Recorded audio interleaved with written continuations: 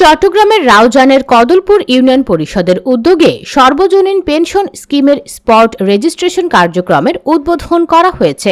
এই উপলক্ষে গতকাল মঙ্গলবার সকালে কদলপুর ইউনিয়ন পরিষদের আয়োজনে এক আলোচনা সভা অনুষ্ঠিত হয়।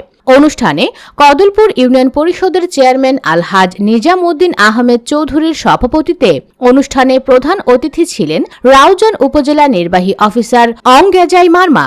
বিশেষ অতিথি ছিলেন রাউজান উপজেলা ভূমি কর্মকর্তা রিদওয়ানুল ইসলাম। কদলপুর ইউনিয়ন আওয়ামী লীগের দপ্তর সম্পাদক বিশ্বজিৎ ভট্টাচার্যের সঞ্চালনায় বক্তব্য রাখেন কদলপুর ইউনিয়ন পরিষদের সাবেক চেয়ারম্যান মোহাম্মদ তসলিম উদ্দিন চৌধুরী, কদলপুর ইউনিয়ন আওয়ামী লীগের সভাপতি ও ইউপি সদস্য সাইফুল হক চৌধুরী সাহাবু, ইউপি সদস্য বীর মুক্তিযোদ্ধা মোহাম্মদ হাশেম চৌধুরী, উত্তর জেলা কৃষক লীগের সাংগঠনিক সম্পাদক ও ইউপি সদস্য শওকত উদ্দিন চৌধুরী।